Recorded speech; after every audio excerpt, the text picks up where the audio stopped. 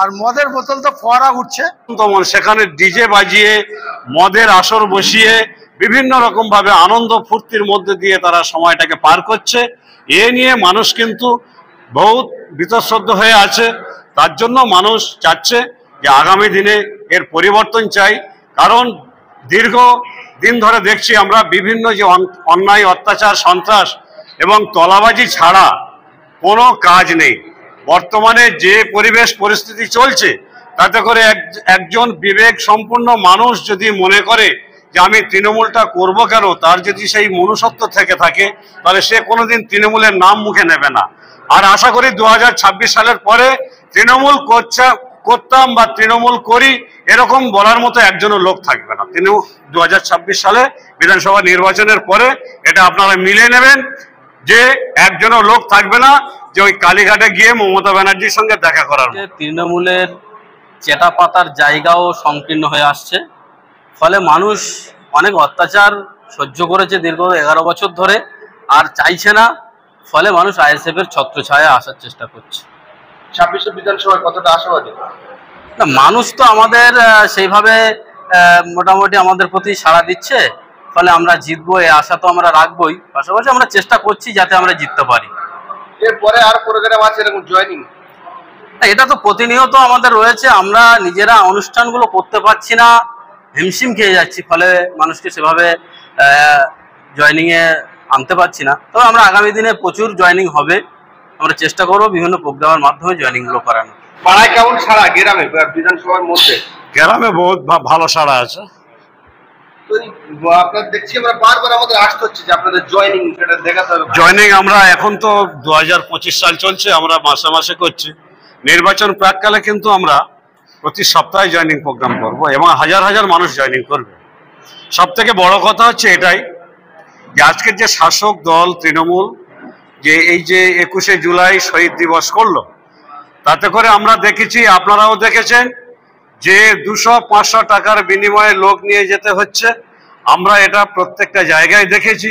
শহীদ দিবসের নামে যে ভণ্ডামি হচ্ছে, যে মিথ্যা প্রলোভন দিয়ে 1993 সালে যে শহীদ হয়েছে, আজকে তৃণমূল তখন জন্ম হয়নি, সেই শহীদ দিবসকে উপলক্ষে মানুষকে জমায়েত করা হচ্ছে এবং সেই শহীদ স্মরণ করা যেমন। আমার নাম হায়বত শেখ। আজকের প্রায় 100-র উপর, শতখানেক। দলে দলে লোক জয়েন করছে, কি বলবেন? ভাঙড় তো হবেই। তৃণমূল অত্যাচার, অন্যায় অত্যাচার যা চলছে, ভাঙড় হবে। 21শে জুলাই আপনারা দেখেছেন।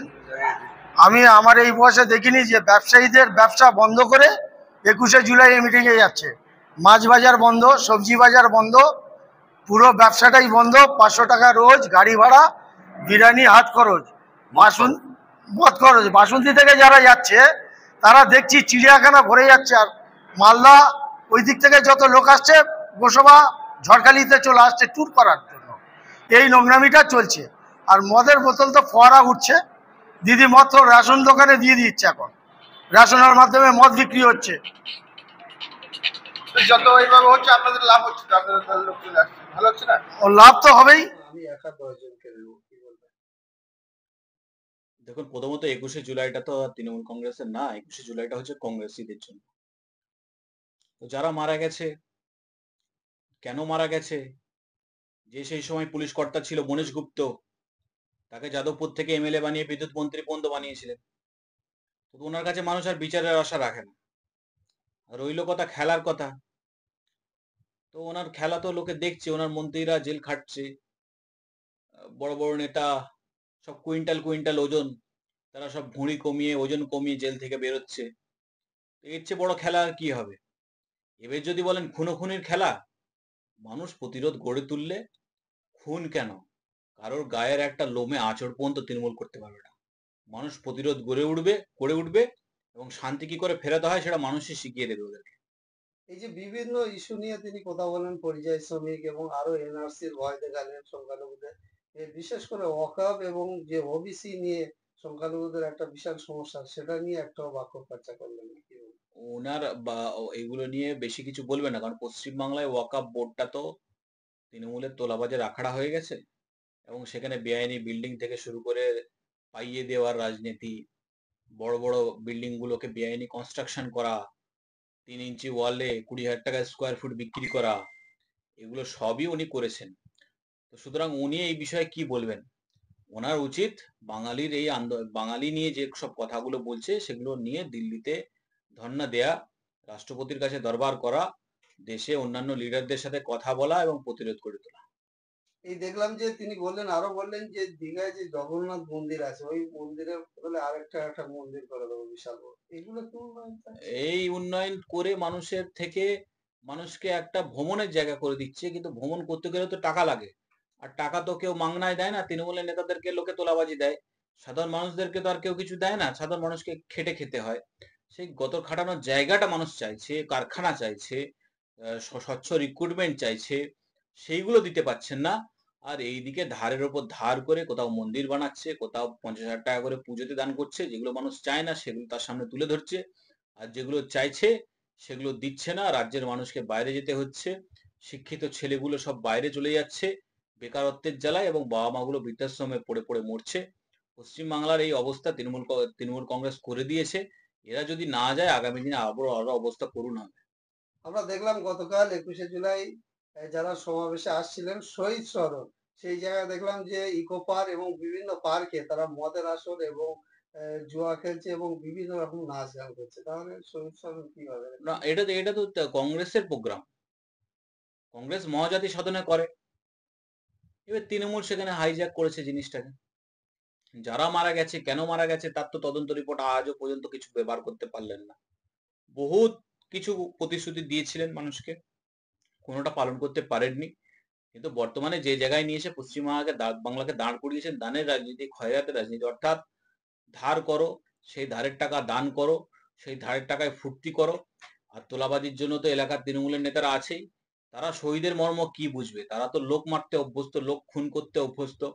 তো তারা তো মাথা মস্তিষ্ক ঠিক রাখার জন্য মদ খেতে হবে, একটু বারে যেতে হবে, একটু এইসব কাজ করতে হবে, নাহলে এরা কি করে নিজের মাথা ঠিক রাখবে? এরই তো নাম তৃণমূল। তৃণমূল মানেই হচ্ছে মদ, মহিলা, জেল, খুনি, তোলাবাজি, নাটকবাজি, কয়লা চুরি, চাকরি চুরি, ডাল চুরি, চাল চুরি, আমফানের টাকা চুরি, সব তৃণমূল। এই যে যারা কিছু মানুষ দেখলাম যে বাসে আসছে তৃণমূল নেতা তাদেরকে 200 এবং 300 টাকা করে দিচ্ছে, এগুলো সাধারণ মানুষ তো আসতে চায় না, তাদেরকে জোর করে নিয়ে আসে। জোর করে নিয়ে আসতে গেলে তাদেরকে রাস্তা খরচা তো তাদের পেট আছে, বাড়ির লোক আছে, জোর করে ভাড়া করে নিয়ে এসছে, তাই ভাড়াটা দিয়ে দিচ্ছে। কিছুদিন আগে দেখলাম কাসেম সিদ্দিকী তিনি তৃণমূল কংগ্রেসে যোগ দেন, কিন্তু সেই মঞ্চে 21শে জুলাই আগের দিন তিনি যখন মুখ্যমন্ত্রীর সাথে দেখা করতে যান মুখ্যমন্ত্রী বলেন যে সরে যাও। তাহলে কি গুরুত্ব কমছে কাসেমের? গুরুত্ব ছিল কবে? এইসব জিনিসগুলো বুঝতে হবে। কাসেম সিদ্দিকী কোনো রাজনৈতিক নেতা নয়। কাসেম সিদ্দিকী কোনো ছাত্র রাজনীতি করেনি, কোনো যুব রাজনীতি করেনি, কোনো কারখানা শ্রমিক রাজনীতি করেনি। কাসেম সিদ্দিকী ফুরফুরা শরীফের বয়োজ্যেষ্ঠ বা প্রয়াত যে সব পীর সাহেবরা ছিলেন তাদের সন্তান, এবং তার সন্তান হলেই যে পীর সাহেব হবে তার কোনো মানে নেই। তাহলে তোলাবাজির দলে নাম লেখাতো না। সুতরাং তোলাবাজির দলে নাম লেখালে